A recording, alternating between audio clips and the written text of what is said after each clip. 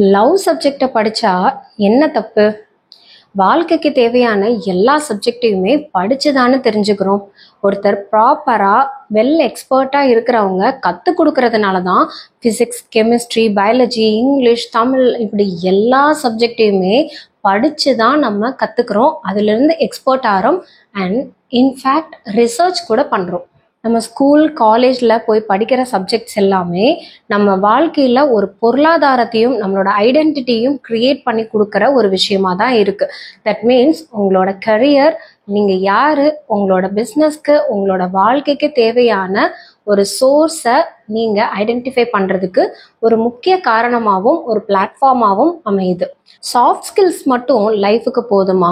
Name, fame, பணம், செல்வாக்கு இந்த மாதிரி ஒரு சொசைட்டியில் நீங்கள் என்னதான் அந்தஸ்தோடு நீங்கள் வாழ்ந்தாலும் மன நிம்மதி அப்படிங்கிறது ரொம்ப முக்கியம் தானே. அந்த மன நிம்மதி எங்கேருந்து வருது? ஒரு ஃபேமிலியிலேருந்து வருது. அந்த ஃபேமிலி கிரியேட் ஆகுறதுக்கு கணவன் மனைவி அப்படிங்கிற ஒரு கப்புள் அண்டர்ஸ்டாண்டிங் ரொம்ப முக்கியம் தானே.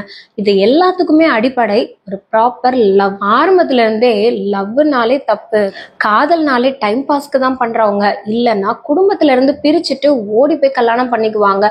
இந்த மாதிரியெல்லாம் காதலை பற்றி ஒரு தவறான அபிப்பிராயமும் சரியாக புரிஞ்சுக்காம அதை பற்றி படிக்காமல் யாருமே சொல்லி கொடுக்காம தான் இப்படி காலங்காலமாக காதலை தப்பாவே புரிஞ்சிட்டு இருக்கோம். எஸ்பெஷலி காலேஜ் பசங்களுக்காக தான் இந்த காதல் பாடம். ஸ்கூல் பசங்கள்லாம் மற்ற சப்ஜெக்ட் எல்லாம் தரோ பண்ணிட்டு காலேஜ் வரும்போது இந்த காதல் பாடத்தை பற்றி தெரிஞ்சுக்கோங்க. இந்த லவ் சப்ஜெக்டை சாப்டர் பை சாப்டராக டீட்டெயில்டாக கிளியராக உங்களுக்கு நடத்த போகிறேன். லேட்டஸ்ட் அப்டேட்ஸ் டப்புன்னு வரணும்னா என்னை சப்ஸ்கிரைப் பண்ணிட்டு நோட்டிஃபிகேஷனை கிளிக் பண்ணிக்கோங்க.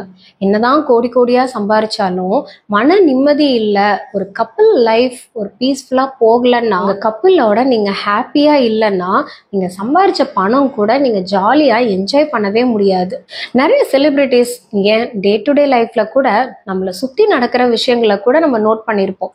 10 வருஷம் லவ் பண்ணி, ஏன் ஸ்கூல் டேஸ்ல இருந்தே கூட லவ் பண்ணி கல்யாணம் பண்ணிக்கிட்டவங்க டிவோர்ஸ் ஆகுறது ஈஸியாக நடக்குது. கல்யாணம் ஆகி 20 வருஷம் கழிச்சு கூட டிவோர்ஸ் பண்ணுறாங்க.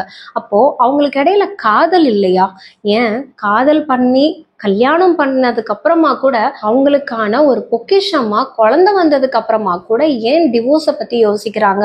இது எல்லாத்துக்குமே காதலை பற்றி ஒரு சரியான புரிதல் இல்லாததுனால தான். இன்னைக்கு லவ் சாப்டர் 1ல உங்களுக்கு சொல்லி கொடுக்க போகிறது, ஃபர்ஸ்ட் இண்டிவிஜுவலாக நீங்கள் லவ் பண்ண ரெடி ஆகுங்க. தட் மீன்ஸ் நீங்கள் செல்ஃப் க்ரூமிங் பண்ணுங்க.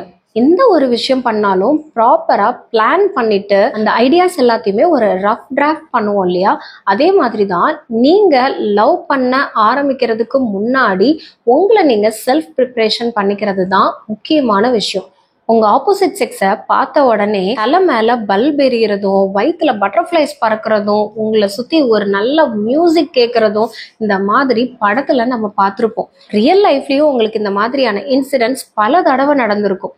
ஆனால் இது எல்லாமே லவ்ல தான் போய் முடியும்ன்றது அவசியமே கிடையாது. இதை க்ரஷ் இல்லை இன்ஃபாக்சுவேஷன் நம்ம சொல்லலாம், இல்லை சம்டைம்ஸ் சைட் அடிக்கிறதுன்னு கூட சொல்லலாம். ஒருத்தரை பார்த்ததுமே அவங்க தான் நம்ம லைஃப் பார்ட்னர் அப்படின்னு ஒரு ஹாப்பி ஃபீல் வர்றது நம்ம ஹார்மோன்ஸ் நம்மளுக்கு இண்டிகேட் பண்ணுற அட்ராக்ஷன். ஒருத்தரை பார்த்த உடனே பிடிச்சிருக்குன்னா டக்குன்னு போய் ப்ரொப்போஸ் பண்ணிடாம அவங்க கூட பேசி பழகி பாருங்க. அண்ட் நான் சொன்ன மாதிரி செல்ஃப் க்ரூமிங்கில் கான்சென்ட்ரேட் பண்ணுங்க. இந்த செல்ஃப் க்ரூமிங்கில் ஒரு 5 முக்கியமான விஷயத்த நீங்கள் நோட் பண்ணிக்கோங்க. Number 1, self confidence. எப்போவுமே உங்களோட கான்ஃபிடென்ஸ் லெவல் ஹையாக இருக்கணும். Number 2, self esteem. யாருக்காகவும் எதுக்காகவும் எப்போவுமே உங்களோட செல்ஃப் ரெஸ்பெக்டை விட்டு கொடுத்துறாதீங்க. அவங்க லவ் பண்ணாலும் சரி, லவ் பண்ணலைனாலும் சரி, அதுக்காக போய் காலில் விழுந்து கெஞ்சுறதோ இல்லை அவங்க பின்னாடியே போய் சுற்றுறதோ இப்படியெல்லாம் ஒரு லவ்வை புரிய வைக்க முடியாது. புரிய வைக்கணும்னு அவசியமும் கிடையாது. Number 3, self acceptance. ஏதோ ஒரு ரீசன்னால இப்படி ஆயிடுச்சு, ஆல் இஸ் வெல் அப்படிங்கிறத அக்செப்ட் பண்ணிக்கிற மனப்பக்குவத்தையும் டெவலப் பண்ணிக்கோங்க. Number 4, self love. நீங்கள் என்னதான் உயிருக்குயிராக உங்கள் பார்ட்னரை லவ் பண்ணாலும், லவ் பண்ண ரெடி ஆனாலும் உங்களை நீங்களே லவ் பண்ண மறக்காதீங்க. செல்ஃப் லவ் ரொம்ப முக்கியம். உங்களை விட பெஸ்ட்டாக யாருமே உங்களை லவ் பண்ண முடியாது. And last, number 5, self control. எதுக்கெடுத்தாலும் எரிஞ்சு விழறது, கோபப்படுறது, உங்க இமோஷன்ஸை நீங்க கண்ட்ரோல் பண்ணாம, ஈவன் உங்களோட பார்ட்னரா இருந்தாலுமே, நீங்க எத்தனை வருஷம் டீப் லவ்ல இருந்தாலுமே செல்ஃப் கண்ட்ரோல் இல்லாம போச்சுன்னா அந்த ரிலேஷன்ஷிப் கண்டிப்பா ஈஸியா ஃபெயிலியர்ல தான் போய் முடியும். இந்த லவ் சாப்டர் 1 உங்களுக்கு ரொம்ப யூஸ்ஃபுல்லா இருக்கும்னு நான் நம்புறேன். லவ் சாப்டர் நம்பர் 2ல சந்திப்போம். Take care. பை.